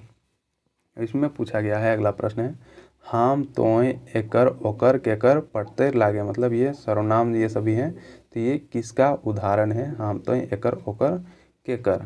इसमें दिया गया है सर्वनाम, संज्ञा, क्रिया, वचन। ये भी काफ़ी इजी है। इसको सर्वनाम के ये सभी उदाहरण है, हम तोय, जो कि संज्ञा के बदले में इन सभी का यूज किया जाता है। अगला है दोस्तों, अब ये जान लेते हैं सर्वनाम जो है खोयठा में, जो सर्वनाम उसका डिफिनेशन क्या होता है, उसके जो उदाहरण क्या होते हैं, उन सभी को भी जान लेते हैं। तो जो दोस्तों खोयठा में जो सर्वनाम होता है, ये ऐसन शब्द के कहल जा है जे संज्ञा के जगह प्रयोग हैवे है। मतलब जो संज्ञा के बदले में प्रयोग होता है उसको सर्वनाम बोला जाता है। और ये सेम टू सेम खोयठा में भी ये यूज होता है। अगर उदाहरण में देखें दोस्तों कि मोहन भोरे अइले हलो ऊ काल दिल्ली चल गेलो। तो यहाँ पर देखिए ऊ जो यूज किया गया है ये एक सर्वनाम है। यहाँ पर अगर मोहन को अगर 2 बार अगर हम रिपीट करें तो ये सेंटेंस जो है दोस्तों ये गलत हो जाता। तो यहाँ मोहन के बदले में यहाँ पर ऊ का यूज किया जाता है। तो यही एक सर्वनाम है। अब इसके जो प्रकार जो होते हैं दोस्तों उसको भी जान लेते हैं। इसके प्रकार ये हैं, पहला है व्यक्तिवाचक सर्वनाम। खोयठा में सर्वनाम बोला जाता है, सर्वनाम नहीं बोला जाता है। और इसको हिंदी व्याकरण में व्यक्तिवाचक सर्वनाम बोला जाता है। तो इसका डेफिनेशन होता है, जिन सर्वनामों से कहने वाले, सुनने वाले या फिर जिसके विषय में बात की जाए उसका बोध हो, उन्हें व्यक्तिवाचक या फिर पुरुषवाचक सर्वनाम बोला जाता है। इनमें से होता है दोस्तों मैं, हम, मैंने, हमने, तुम, आप, वह, वो, ये सभी जो है दोस्तों व्यक्तिवाचक सर्वनाम के अंतर्गत आते हैं। हालांकि ये हिंदी के वर्ड हैं, इसके जगह जो खोयठा में यूज किए जाते हैं वो आप यूज कर सकते हैं। अगला है निश्चयवाचक सर्वनाम, जिसको निश्चयवाचक सर्वनाम हिंदी में बोलते हैं। इसका डेफिनेशन है, जो सर्वनाम किसी व्यक्ति वस्तु की ओर निश्चय पूर्वक संकेत करे वो निश्चयवाचक सर्वनाम कहलाता है। जैसे कि यह, ये, वह, वे सभी जो है दोस्तों ये निश्चयवाचक सर्वनाम कहलाते हैं। अगला है बेनिश्चयवाचक सर्वनाम, जो कि जिसको अनिश्चयवाचक सर्वनाम भी बोला जाता है। मतलब ये निश्चयवाचक सर्वनाम का जस्ट ऑपोजिट है। मतलब जिस सर्वनाम से किसी निश्चित वस्तु प्राणी का बोध ना हो वह क्या कहलाता है, अनिश्चयवाचक सर्वनाम कहा जाता है। जैसे कि यहाँ कोई आया था, मतलब ये कोई निश्चित नहीं है कि कहाँ आया था। अगला है संबंधवाचक सर्वनाम, जो कि ये खोयठा वर्ड है। जो सर्वनाम शब्द वाक्य में किसी दूसरे शब्द से संबंध बताता है वह क्या कहलाता है, संबंधवाचक सर्वनाम कहलाता है। जैसे कि जो जैसा करता है वह वैसा भरता है। तो इस वाक्य में जैसा तथा वैसा जो है ये संबंध बताते हैं। तो यही है संबंधवाचक सर्वनाम। अगला है दोस्तों प्रश्नवाचक सर्वनाम, मतलब जिसको प्रश्नवाचक सर्वनाम बोला जाता है। तो जिन सर्वनाम शब्दों का प्रयोग प्रश्न पूछने के लिए किया जाता है उसको क्या बोला जाता है, प्रश्नवाचक सर्वनाम बोला जाता है। जैसे कि कौन, क्या, कहाँ, कैसे, ये सभी प्रश्नवाचक सर्वनाम है। अगला है निजवाचक सर्वनाम, जहाँ कर्ता के लिए अपना, अपने आप, स्वयं, खुद या फिर आप शब्दों का प्रयोग किया जाता है उसको क्या बोला जाता है, निजवाचक सर्वनाम बोला जाता है। तो ये था दोस्तों जो सर्वनाम के जो प्रकार थे, टोटल 6 प्रकार के जो सर्वनाम खोयठा में यूज किए जाते हैं। तो ये ध्यान में रखें। अब इससे रिलेटेड जो प्रश्न बन सकते हैं उन सभी को भी जानेंगे। तो ये है दोस्तों सर्वनाम के कई गो प्रकार पावल जा है, मतलब खोरठा भाषा में सर्वनाम के कई गो प्रकार पावल जा है। तो इसका दोस्तों टोटल 6 गो प्रकार पाया जाता है, जो कि मैंने पिछले स्लाइड्स में ये बता दिया, उन सभी का डेफिनेशन पूरे विस्तार से। अब नेक्स्ट जानते हैं, पुरुष के बदले नाम आवे ओकरा कहल जा है, मतलब पुरुष के बदले में जो नाम आता है उसको क्या बोला जाता है? इसको बोला जाता है पुरुषवाचक सर्वनाम बोला जाता है। अगला है हाम तोय ई ऊ केकर पढ़ते रहके, मतलब ये किसका उदाहरण है? हाम तोय ई ऊ ये क्या दिखा रहा है? ये पुरुष को ही दिखा रहा है, तो इसमें किसका उदाहरण ये पूछा जा रहा है। तो ये दोस्तों ये काफ़ी ईजी है, ये सर्वनाम का ये उदाहरण है, हाम तोय ई ऊ एकर ओकर। अगला है जकर से प्रश्न का बोध हवे है ओकरा कहल जा है, उसको क्या बोला जाता है? उसको बोला जाता है प्रश्नवाचक सर्वनाम बोला जाता है, जिससे प्रश्न का बोध होता है। अगला है मंगरा पढ़ते केकर पढ़ते लागे, मतलब मंगरा जो है वो पढ़ेगा, ये किसका उदाहरण है? मतलब ये प्रश्न पूछ रहा है या फिर क्या पूछ रहा है ये आपको बताना है। तो ये दोस्तों यहाँ पर क्वेश्चन मार्क ये लगा हुआ है, मतलब ये पूछ रहा है कि मंगरा पढ़ते कि की करते। तो ये है दोस्तों ये प्रश्नवाचक सर्वनाम का ये उदाहरण है। अगला है जकर से अपनापन के जानकारी मिले है ओकरा कहल जा है, मतलब जकर से अपनापन की जानकारी मिलता है उसको क्या बोला जाता है? तो इसको बोला जाता है निजवाचक सर्वनाम बोला जाता है खोरठा व्याकरण में। नेक्स्ट है दोस्तों हम बेड़ाई गेल ही केकर पढ़ते हके, ये किसका उदाहरण है? हम बेड़ाई गेल ही। तो ये दोस्तों ये पुरुषवाचक सर्वनाम का ये उदाहरण है, मतलब हम जो है हम खुद को हम यहाँ पर प्रस्तुत कर रहे हैं कि हम बेड़ाए, मतलब हम खराब हो गए हैं, ये पुरुषवाचक सर्वनाम का ये उदाहरण है।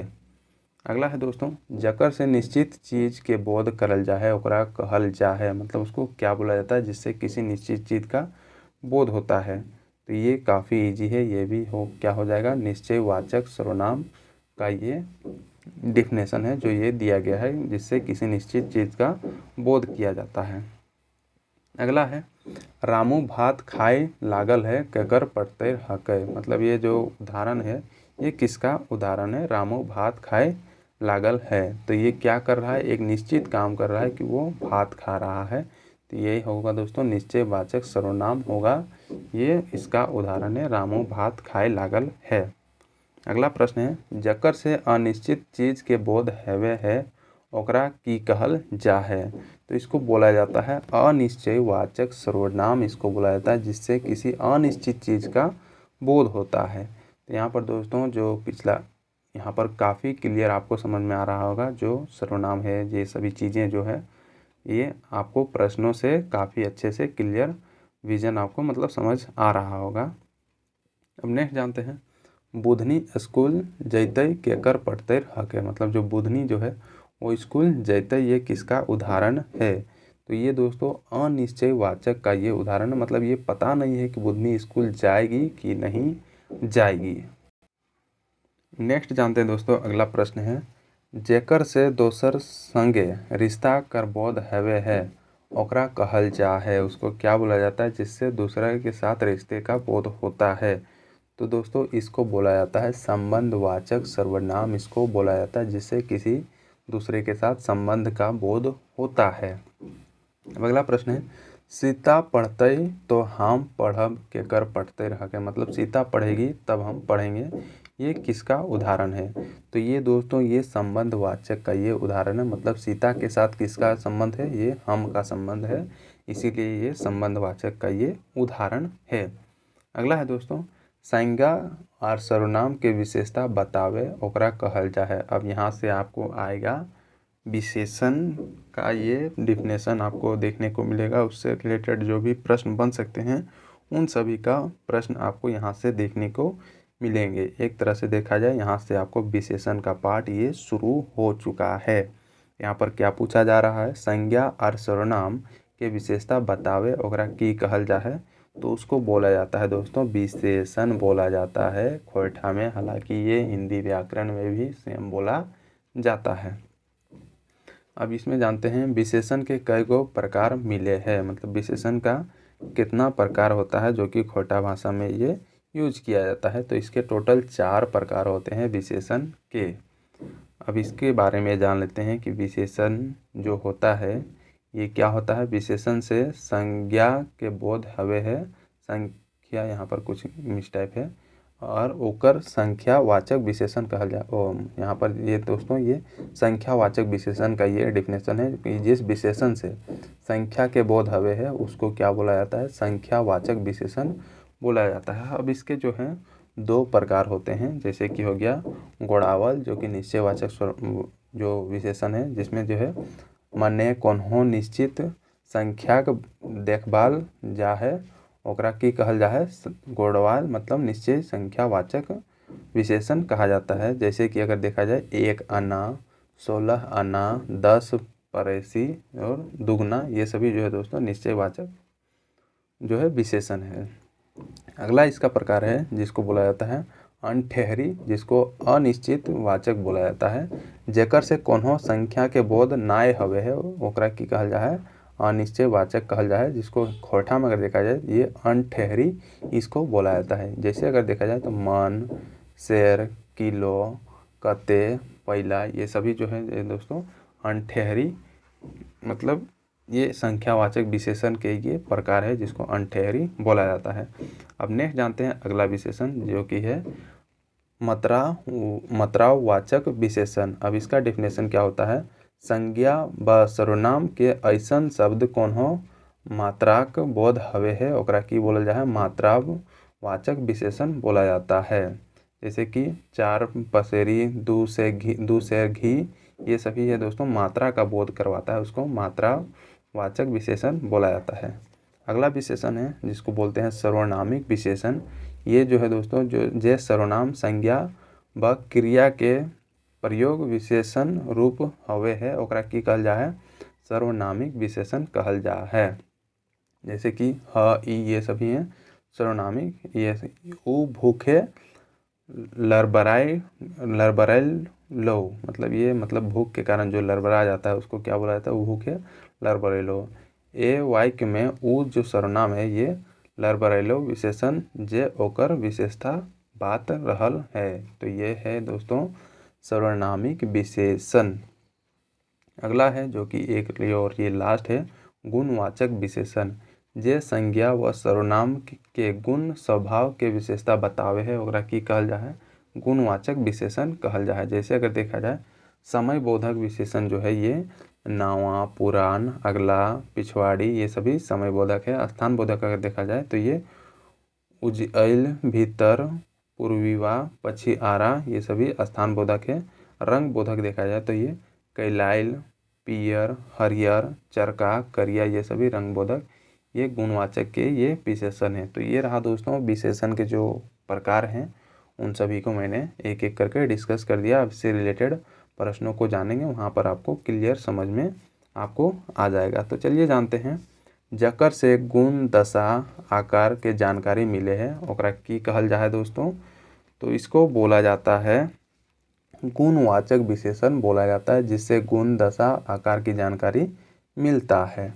अगला है बढ़िया, खराब, नटरू, कौन विशेषण के ये पठतर है, मतलब किस विशेषण का ये सभी उदाहरण है। तो ये दोस्तों ये गुणवाचक विशेषण का ये उदाहरण है। बढ़िया, खराब, नटरू, ये सभी गुण को दर्शा रहा है। अगला जानते हैं जकर से संख्या के जानकारी मिले है ओकरा कहल जा है, ओकरा क्या बोला जाता है। इसमें दिया गया है गुणवाचक विशेषण, संख्यावाचक विशेषण, सर्वनामिक विशेषण या फिर परिणाम बोधक विशेषण। जिससे संख्या के जानकारी मिले है ओकरा कहल जा है संख्यावाचक विशेषण बोला जाता है।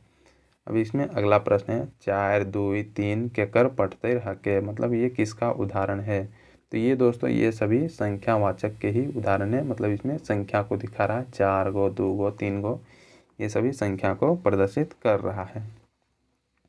अगला जानते हैं निजवाचक और पुरुषवाचक सर्वनाम के छोड़ के दोसर कोई संज्ञा से आगू हवे ओकरा कहल जा है कि कहल जा है। इसमें दिया गया सर्वनामिक विशेषण, गुणवाचक विशेषण, संख्यावाचक विशेषण या फिर परिणाम बोधक विशेषण, तो उसको क्या बोला जाता है? इसको बोला जाता है सर्वनामिक विशेषण बोला जाता है, जिससे निजवाचक और पुरुषवाचक सर्वनाम के छोड़ के दोसर कोई संज्ञा से आगू आवे है ओकरा कहल जा है सर्वनामिक विशेषण कहल जा है। अगला प्रश्न है, ऐसन कुकुर ऐसन मोगी केकर पटतैर हके, मतलब ये किसका उदाहरण है? ऐसन कुकुर ऐसन मोगी, तो ये है दोस्तों इसका जो उदाहरण है ये सर्वनामिक विशेषण का ये उदाहरण है। अगला है, संख्यावाचक विशेषण में कई गो प्रकार है, मतलब संख्यावाचक विशेषण का कितना प्रकार है, जो कि मैंने पिछले स्लाइड में ये बता दिया है। तो इसका 2 प्रकार होता है संख्यावाचक विशेषण का। अगला प्रश्न है दोस्तों, संख्यावाचक विशेषण के प्रकार हके, मतलब कौन कौन से प्रकार जो है ये संख्यावाचक विशेषण के ये प्रकार है। तो ये आपको जो दोनों दिख रहा होगा फर्स्ट दोनों, निश्चित संख्यावाचक विशेषण, अनिश्चित संख्यावाचक विशेषण, ये दोनों है दोस्तों संख्यावाचक विशेषण के ये 2 प्रकार हैं, जो यही सब हैं। तो इसका ऑप्शन नंबर सी जो होगा ये करेक्ट आंसर होगा। अगला जानते हैं दोस्तों, 4 गो करिया कुकुर केकर पटतैर हके, मतलब 4 गो जो करिया कुकुर है ये किसका उदाहरण है? ये एक सेंटेंस है, तो इसमें ये किसका उदाहरण है ये पूछा जा रहा है। तो ये दोस्तों ये निश्चित संख्यावाचक का ये उदाहरण है, मतलब ये 4 क्या दिखा रहा है? एक निश्चित संख्या को ये शो कर रहा है, तो यही निश्चित संख्यावाचक का ये उदाहरण है। अगला है, ढेर चरका बकरा केकर पटतैर लागे, मतलब ढेरे चरका बकरा जो है ये किसका उदाहरण है? तो ये दोस्तों ये है अनिश्चित वाचक संज्ञा मतलब विशेषण का ये उदाहरण है। मतलब इसमें ढेर में क्या पता चल रहा है कि कोई निश्चित संख्या का ये पता नहीं चल रहा है। नेक्स्ट है, जकर से नापे जोखे बोध हवे है ओकरा कहल जा है, क्या कहल जा है? ओकरा परिणाम बोधक विशेषण कहल जा है, जिससे नापने जोखने का बोध होता है। अगला प्रश्न है, 4 खांची बैगन केकर पटतैर हके, तो ये दोस्तों परिणाम बोधक का ये मतलब उदाहरण है 4 खांची। इसमें क्या दिखा रहा है? 4 खांची बैगन, जो कि ये एक परिणाम को दिखा रहा है कि कितना खांची है, टोटल 4 खांची है। अगला है, परिणाम बोधक विशेषण के कई गो प्रकार पावल जा है, इसके भी प्रकार होते हैं, तो इसके कितने प्रकार पाए जाते हैं? तो इसके भी दोस्तों 2 प्रकार इसके पाए जाते हैं परिणाम बोधक विशेषण के। अगला है, जेकर से निश्चित परिणाम बोधक के बोध हवे है ओकरा कौन विशेषण कहल जा है? तो इसको दोस्तों बोला जाता है, जेकर से परिणाम के बोध हवे है उसको बोला जाता है निश्चित परिणाम बोधक। मतलब यहाँ पर क्या पूछा जा रहा है? निश्चित परिणाम बोधक हवे है ओकरा कौन विशेषण कहल जा है? तो उसको निश्चित परिणाम बोधक विशेषण कहा जाता है। इसका ऑपोजिट अगर देखा जाए तो वो अनिश्चित वाला भी होगा, जो कि यहाँ पर दिख रहा है कि 2 किलो आम कौन विशेषण के पटतैर, मतलब ये उदाहरण पूछा जा रहा है। तो जो ये 2 किलो जो दिखा रहा है ये निश्चित ये दिखा रहा है, निश्चित संख्या को ये रिप्रेजेंट कर रहा है, तो ये निश्चित परिणाम बोधक का ये उदाहरण हो जाएगा। अब नेक्स्ट जानते हैं, जेकर से अनिश्चित परिणाम के बोध हवे है ओकरा कहल जा है, तो इसको बोला जाता है अनिश्चित परिणाम बोधक वाचक विशेषण, इसको बोला जाता है, जिससे अनिश्चित परिणाम का बोध होता है। नेक्स्ट है दोस्तों, खांची भर चावर दाए केकर पटतैर लागे, मतलब ये किसका उदाहरण है? खांची भर चावल, मतलब एक खांची चावल में ये मतलब खांची भर चावल बता रहा है, मतलब ये कोई खांची की संख्या को ये नहीं दिखा रहा है, तो ये किसका उदाहरण है? तो ये दोस्तों अनिश्चित परिणाम वाचक का ये उदाहरण है। मतलब खांची भर चावल मतलब कई गो खांची हो तो सब नहीं बता रहा है। नेक्स्ट है दोस्तों, जेकर से शब्द और वाक्य के माझे नाता गोता जोड़े जाहे कि ना कहल जाहे, मतलब जिससे किसी शब्द और वाक्य के बीच में नाता जोड़ा जाता है उसको क्या बोला जाता है? ये अब आपको अगला ये आपको दिखने को मिल रहा होगा, जो कि यहाँ से अब आपका कारक का डेफिनेशन और उसका प्रश्न आपको देखने को मिलेगा। तो इसको दोस्तों कारक बोला जाता है, जेकर से शब्द और वाक्य के बीच में जो नाता जोड़ता है उसको बोला जाता है कारक बोला जाता है। अब नेक्स्ट अब इसके बारे में भी जान लेते हैं, जो कारक जो होते हैं जिसमें जो होता है कर्ता कारक, कर्म कारक, कर्ण कारक, ये सभी जो कारक होते हैं उसे जान लेते हैं। तो पहला जानते हैं कर्ता जो कारक होता है, इसमें हिंदी कारक का जो चिन्ह इसमें यूज किया जाता है, इसमें ने का यूज किया जाता है।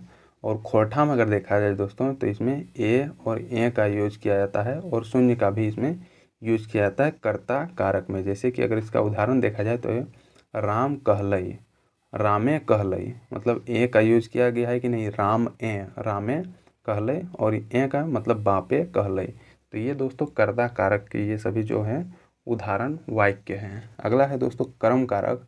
इसमें हिंदी व्याकरण में जो चिन्ह यूज किया जाता है, इसमें को का चिन्ह यूज किया जाता है।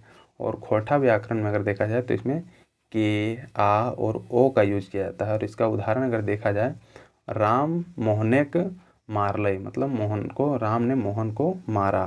तो ये देख रहे हैं खोटा में को का यूज किया जाता है, और हिंदी में को का यूज किया जाता है और खोटा में मोहनेक का यूज किया जाता है। और नेक्स्ट है जो आ है, जैसे हम तोहरा कहलिए, ओ है हम तोहरो कहलई। तो ये सभी है दोस्तों कर्म कारक के जो उदाहरण है जो खोटा में जो यूज किए जाते हैं। अगला जानते हैं करण कारक। इसमें जो है हिंदी में से का यूज किया जाता है और खोटा में देखा जाए तो ये से, ए, या का यूज किया जाता है। तो इसमें अगर उदाहरण देखा जाए, लाठी से पिटलई, लाठी पिटलई, और कोराय गिरलई, ये सभी करण कारक के उदाहरण हैं। अगला है संप्रदान कारक। इसमें जो हिंदी में यूज किया जाता है के लिए का यूज किया जाता है, मतलब के और लिए यूज किया जाता है। और खोटा में अगर देखा जाए ले, लिए, लाए, लागिन और खातिर का यूज किया जाता है संप्रदान कारक में। और इसका उदाहरण अगर देखा जाए, राम ले घर गेलय और राम लागिन, राम खातिर, ये सभी जो दोस्तों संप्रदान कारक हैं। तो इसको ध्यान से एक दो बार आप वीडियो को पॉज करके खुद से भी पढ़ लें और इसको नोट भी कर लें, क्योंकि ये थोड़ा डिफ़िकल्ट पोर्शन ये कारक माना जाता है। अगला है जो कि अपदान कारक है। इसमें हिंदी में से का यूज किया जाता है और खोटा में अगर देखा जाए तो ये ले या फिर से का यूज किया जाता है। इसमें उदाहरण अगर देखें तो रूखे से छुआ गिरले। अगला है फेड ले पतर गिरले, मतलब जो पत जो गिरता है, पत्ता जो गिरता है जो पेड़ से, वही यहाँ पर बता रहा है। अब नेक्स्ट जो कारक है संबंध कारक। इसमें जो हिंदी में यूज किए जाते हैं का, के, की का यूज किया जाता है। और खोटा में अगर देखा जाए तो एक क, का, कर का यूज किया जाता है। और इसका उदाहरण देखें, रामेक फोल्टेन और रामकर कलम। अगला है अधिकरण कारक, जिसमें हिंदी में पर का यूज किया जाता है और खोटा में ए, वाई का यूज किया जाता है। अगला है संबोधन कारक, जिसमें हिंदी में अगर देखा जाए तो ये हे, हो, अरे का यूज किया जाता है और खोटा में एहो, एगो, आगे का यूज किया जाता है। तो अगर इसका उदाहरण देखें, राम हो, एहो, काका, इन सभी में जो है दोस्तों संबोधन कारक ये छिपा हुआ है। ये कारक थोड़ा डिफ़िकल्ट पोर्शन है, तो इसको एक दो बार आप वीडियो को, इन सभी स्लाइड को पॉज करके आप खुद से एक बार पढ़ लें, ताकि आपको अच्छे से समझ में आए। इसी का दोस्तों ये डिफिनेशन के प्रकार में यहाँ पर दिया गया है, तो इसे भी आप वीडियो को पॉज करके पढ़ें। यहाँ पर आपको दिख रहा होगा करण से संप्रदान को के लिए, जिसमें जो है लाए, लागिन, खातिर की ये सभी यूज होता है खोटा में। अगला है अपदान कारक, जिसमें ले से का हिंदी में यूज किया जाता है और संबंध कारक में क, कर, केर, ये सभी यूज होता है। नेक्स्ट देखा जाए जो अधिकरण जो है जीरो या फिर ए का यूज किया जाता है संबोधन में, एहो, अहो, ओ, अरे का यूज किया जाता है। अब इससे रिलेटेड दोस्तों प्रश्नों को जानेंगे कि किस प्रकार कारक से प्रश्न बन सकते हैं। तो इसमें देखें पहला प्रश्न जो है, खोटा भाषा में कई गो कारक पावल जा है। ये पहला प्रश्न है जो कि ये कारक से रिलेटेड है। तो टोटल दोस्तों ये 8 गो कारक पाया जाता है खोटा भाषा में, जो कि ये हिंदी भाषा में भी 8 गो कारक ही पाए जाते हैं। अगला प्रश्न है, कर्ता कारक के विभक्ति चिन्ह बताओ। जो कर्ता कारक है उसका विभक्ति चिन्ह क्या होता है ये पूछा जा रहा है। तो इसका विभक्ति चिन्ह ए होता है, जो कि मैंने ये पिछले स्लाइड में ये मैंने बताया हुआ है। हालांकि एक बार फिर से बता देता हूँ, कर्ता कारक जो है यहाँ पर आपको दिखने को मिलेगा। कर्ता कारक ने में जो है हिंदी अगर खोटा में देखा जाए तो ए का यूज यहाँ पर हुआ है। तो यही आपको यहाँ पर देखने को पूछा गया था, जो प्रश्न ये था। अब अगला प्रश्न जानते हैं, खोटा भाषा के कौन कारक विभक्ति जो शून्य है। तो इसमें देखा गया है, मतलब इसका ऑप्शन दिया गया कर्ता कारक, कर्म कारक, संबंध कारक, करण कारक। तो इनमें से कौन सा जो करेक्ट आंसर होगा, तो ये जो दोस्तों कर्ता कारक में भी जो है विभक्ति शून्य का यूज किया जाता है। एक ए होता है और दूसरा जो होता है शून्य होता है, इन दोनों का यूज किया जाता है कर्ता कारक में। अगला है दोस्तों, मंगरा सुतलय में कौन कारक है, ये बताओ। मतलब जो मंगरा है ये सुतलय, इसमें कौन सा कारक है, कोठा में ये पूछा जा रहा है। तो इसमें दोस्तों जो कारक इसमें छिपा हुआ है ये कर्ता कारक ही इसमें छिपा हुआ है। मंगरा सुतलय, यहाँ पर जीरो का यहाँ पर यूज किया गया है, या फिर यहाँ पर लिखा जाता मंगराई सुतलय, ए का यूज होता तो वो भी कर्ता कारक होता।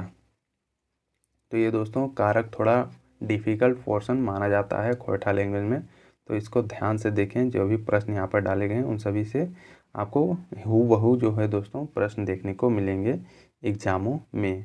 अगला जानते हैं, कर्म कारक के विभक्ति चिन्ह बताओ। जो कर्म कारक होता है उसका विभक्ति चिन्ह क्या होता है खोरठा भाषा में। तो इसमें दोस्तों किए का यूज किया जाता है कर्म कारक में। अगला है, मंगरा बुधना के डांटले। तो देखिए के जो है ये है कर्ता कारक का ये विभक्ति चिन्ह है। तो यही है दोस्तों, यहाँ पर क्या दिया है, कर्म कारक हो, सॉरी कर्म कारक है।